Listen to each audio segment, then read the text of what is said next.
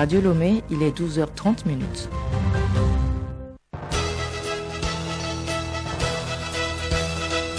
Le journal Hélène Assabi. Très heureuse de vous retrouver pour le journal dont voici le sommaire. Double célébration religieuse ce jeudi. Les fidèles musulmans célèbrent le Ramadan et les chrétiens se souviennent de la montée de Jésus-Christ au ciel ou l'ascension. Des prières d'action de grâce ont marqué les deux événements au Togo. Les échos dans ce journal. Réunion du Conseil des ministres hier à Lomé, les décisions prises concernent notamment le fonctionnement de la commission d'expropriation et la situation du couvert végétal. Et puis sport football, certaines sélections africaines mettent à profit le mois de juin afin de se mettre en jambes pour les éliminatoires du Mondial 2022. Plusieurs matchs amicaux sont annoncés.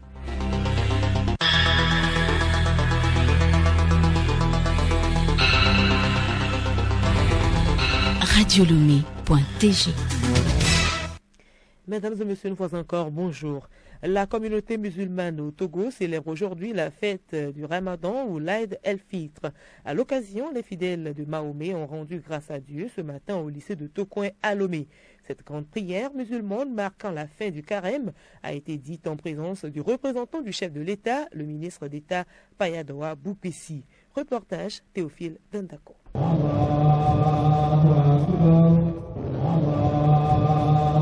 Al-Akbar, où Dieu est grand. Les fidèles musulmans ont loué Allah le miséricordieux pour ce mois béni de Ramadan. D'intenses prières, du carême, des privations et autres sacrifices ont marqué ce mois béni. Ce sont donc des musulmans dépouillés de tout péché, des fidèles nés de nouveau qui ont prié Allah au lycée de Tokoin à Lomé. La lutte contre la pandémie de Covid-19, la santé permanente du chef de l'État Fort et Sezonania Singbe ont été le contenu du sermon de l'imam Baki Abdou.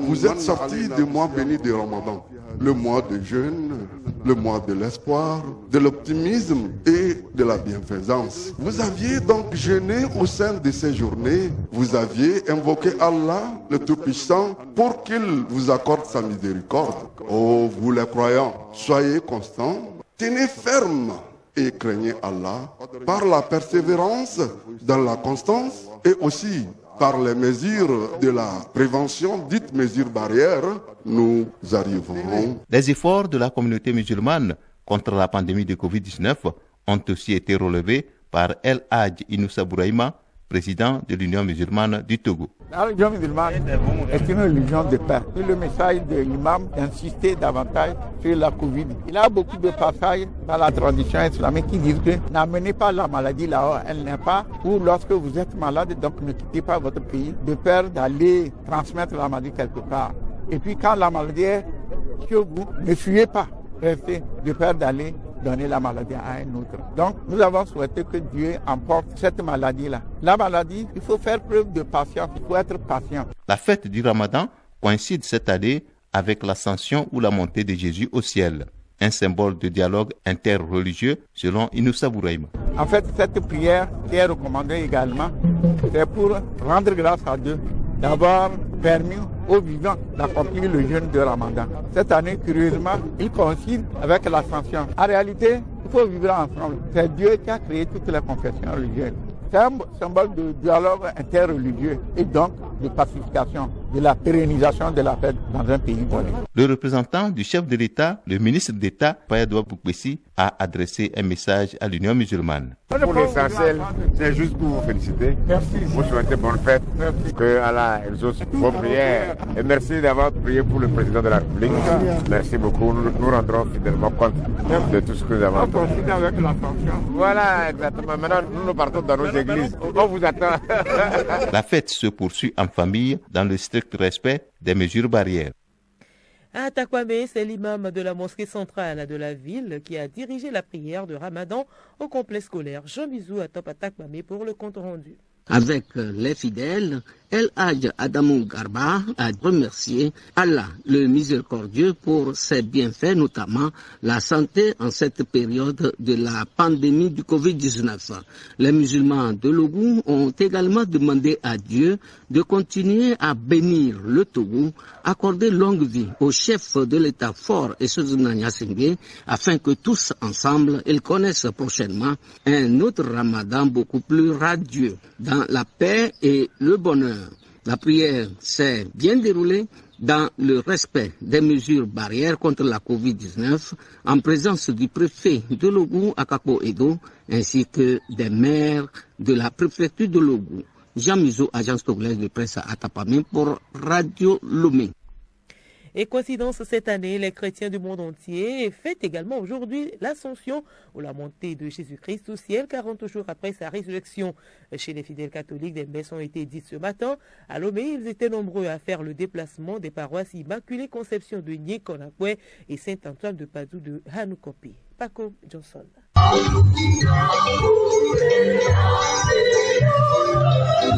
C'est dans cette ambiance que les fidèles de la paroisse Immaculée Conception de Nikonakwe étaient au rendez-vous. L'évangile est tiré de Saint Marc au chapitre 16, versets 15 à 20. Dans son homélie, le célébrant a indiqué que la montée de Jésus-Christ au ciel n'est que prémisse de la gloire du chrétien dans le royaume céleste. Révérend Père Georges Bafa, curé de la paroisse Immaculée Conception de Nikonakwe.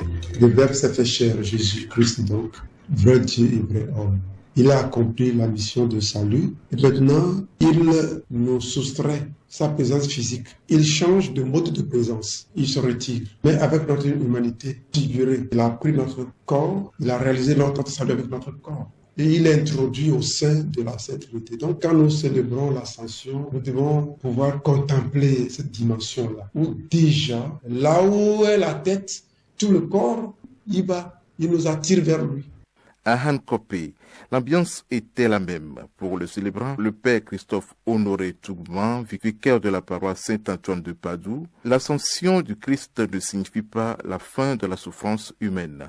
Le départ de Jésus au ciel n'est pas une fuite de la souffrance humaine, mais il nous a donné depuis quelques jours la raison de son départ. Il vaut mieux que je m'en aille, car si je ne m'en vais pas, le défenseur ne viendra pas à vous. Mais si je pars, je vous l'enverrai. Quand il viendra, il établira la culpabilité du monde en matière de péché, de justice et de jugement. Quand il viendra, lui, l'Esprit de vérité, il vous conduira dans la vérité tout entière.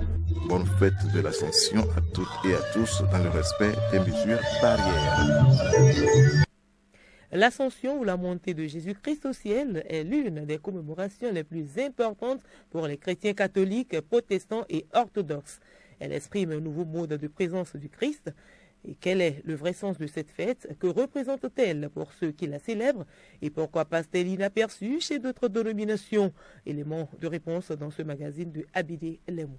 Célébrer le 40e jour à partir de la fête de Pâques, l'Ascension marque la dernière rencontre de Jésus avec ses disciples après sa résurrection et son élévation au ciel. Que signifie cette fête? Le père Kizito Sou de la paroisse Les Saints Martyrs de l'Ouganda de Tokwen Séminaire nous en parle. L'Ascension signifie monter, gravir. Elle désigne le moment où Jésus a été élevé au ciel après avoir été mis sur la croix. L'ascension est mentionnée explicitement tant dans le symbole des apôtres que dans le symbole de Nicée-Constantinople, et donc partagée par les catholiques, les orthodoxes et les protestants. L'ascension est célébrée le 40e jour à partir de Pâques. Elle marque la dernière rencontre de Jésus avec ses disciples après sa résurrection et son élévation au ciel. Elle exprime un nouveau mode de présence du Christ qui n'est plus visible dans le monde terrestre, mais demeure présent dans les sacrements. Elle annonce également la venue du Saint-Esprit consolateur et la formation de l'Église à l'occasion de la fête de la Pentecôte. La montée de Jésus au ciel représente l'accomplissement du mystère de la Pâque et donc très capital pour les chrétiens. Nous retrouvons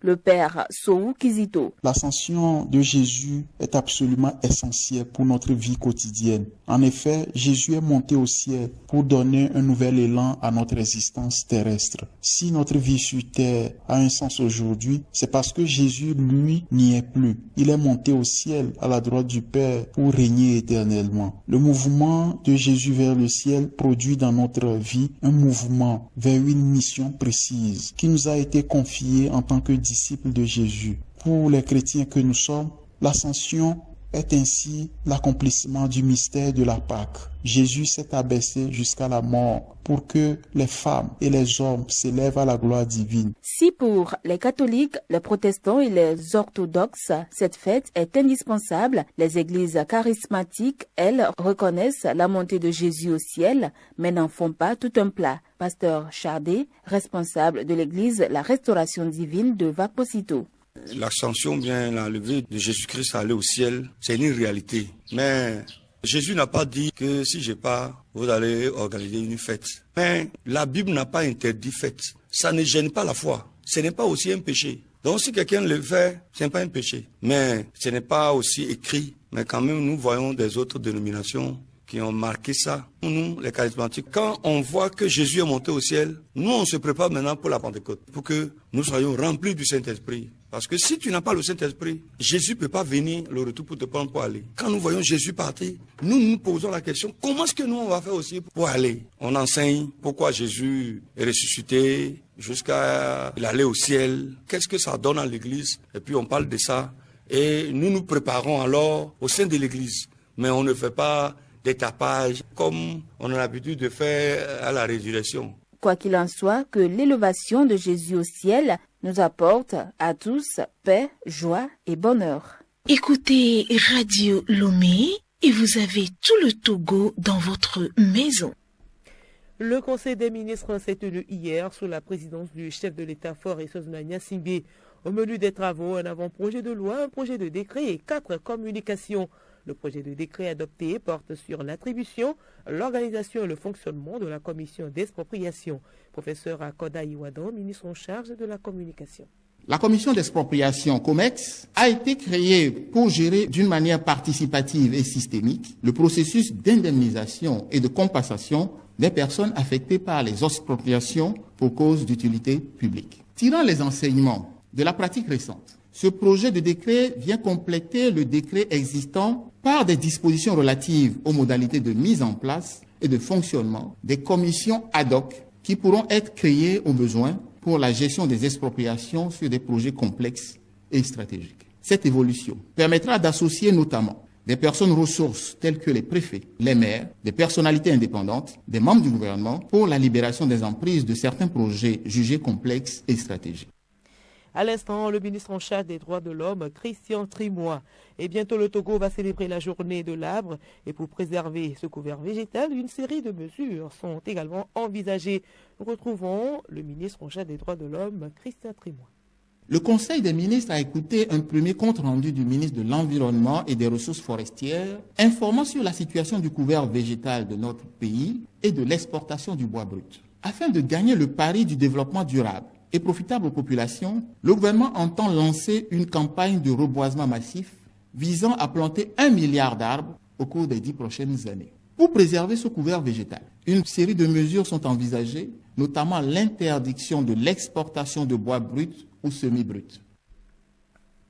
D'autres sujets, notamment l'évolution de la pandémie de Covid-19 au Togo, ont été évoqués. Et justement, la Coordination nationale de gestion de la riposte a tenu hier à Lomé son hebdomadaire point de presse. Plusieurs sujets ont été évoqués, à savoir l'évolution de la pandémie, le point sur les opérations de vaccination, le planning qui se fait pour la deuxième dose de vaccination de Covid-19 à partir de la semaine du 17. Et la coordination a salué la chute des chiffres de coronavirus et appelle donc à continuer d'observer la vigilance dans le respect des mesures barrières, surtout en ces périodes de fête de Ramadan et de l'Ascension. Médecin-colonel Tchibril Bouraman. Nous avons eu des semaines chaudes où les chiffres ont grimpé jusqu'à dépasser 1000 par semaine. Et depuis le 15 avril, les chiffres ont commencé par baisser. Si on regarde ces chiffres, on a quitté les chiffres 2000, les 4 chiffres, pour arriver du 15 au 20 avril à 396 cas dans la semaine. Puis du 21 au 27 avril, 274 cas. Du 28 au 4 avril, c'est-à-dire la semaine dernière, nous sommes arrivés à 153 cas. Et cette semaine, nous sommes à 159 cas, avec 2 décès. Bien sûr, avec la chute de ces chiffres, le nombre de cas en hospitalisation ont chuté. Et à ce jour, en réanimation, nous occupons à peine la moitié de nos capacités au CHR Lomé Commune. En corollaire, le nombre de cas diminue, le nombre de cas dans les centres de soins diminue, le nombre de décès aussi. Ces chiffres, bien sûr, sont dominés par les chiffres de Lomé. L'intérieur reste toujours préservé. La plupart des clusters ont été éteints à l'intérieur. On peut se dire sous contrôle. Nous devons continuer par veiller. Le gouvernement veille sur l'évolution de la situation de la pandémie pour protéger la population. Il y aura plusieurs fêtes. Et pour la fête de fin de Ramadan, nous invitons tous nos frères et sœurs de la religion musulmane à se conformer aux prescriptions contenues dans le communiqué publié par le gouvernement. Dans ce communiqué, il y a eu des rappels du respect des mesures barrières. Il faut éviter le maximum de rassemblement. Il faut respecter les limites. Il faut respecter les gestes barrières. Et ces gestes barrières, nous les rappelons, c'est le port de masque, la distanciation sociale et aussi le lavage des mains. La même prescription est faite à nos frères et sœurs chrétiens, car les fêtes de l'Ascension et de la Pentecôte doivent se passer dans le respect rigoureux des règles de l'état d'urgence. La coordination de la riposte exhorte la population togolaise à continuer de se faire vacciner pour une immunité collective et appelle les personnes éligibles pour la 2e dose de s'apprêter pour la semaine du 17 mai 2021.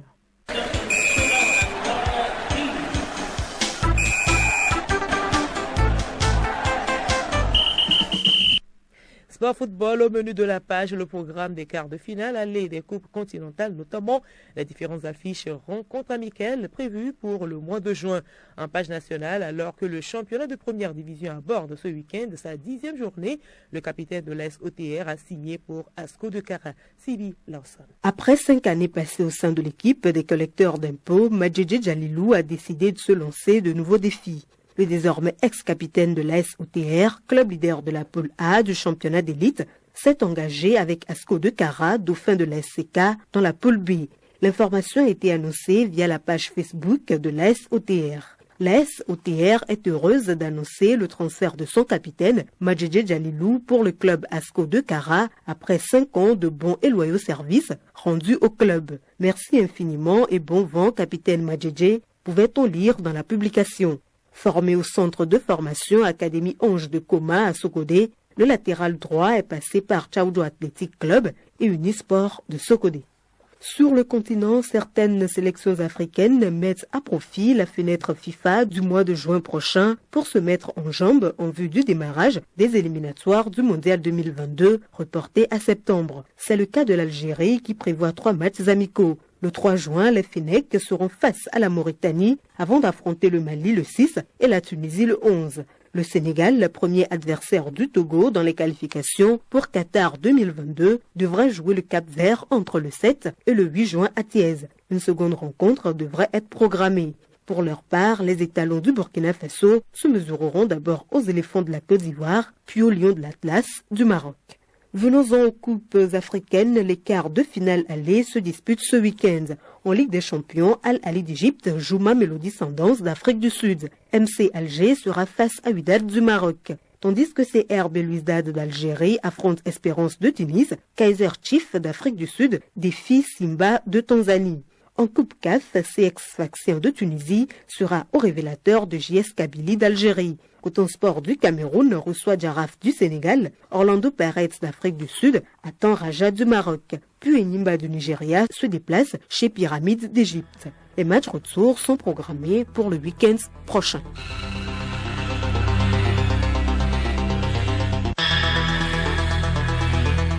Voilà, nous sommes ainsi arrivés à la fin de ce journal. Le rappel des titres, double célébration religieuse. Ce jeudi, les fidèles musulmans célèbrent le Ramadan et les chrétiens se souviennent de la montée de Jésus-Christ au ciel, où l'ascension des prières d'action de grâce ont marqué les deux événements. Et puis, réunion du Conseil des ministres hier à Lomé, les décisions prises concernent notamment le fonctionnement de la commission d'expropriation et la situation du couvert végétal.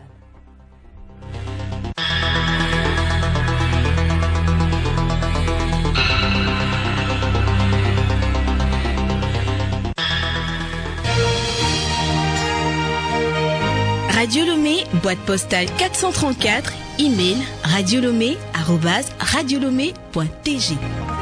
radiolomé.tg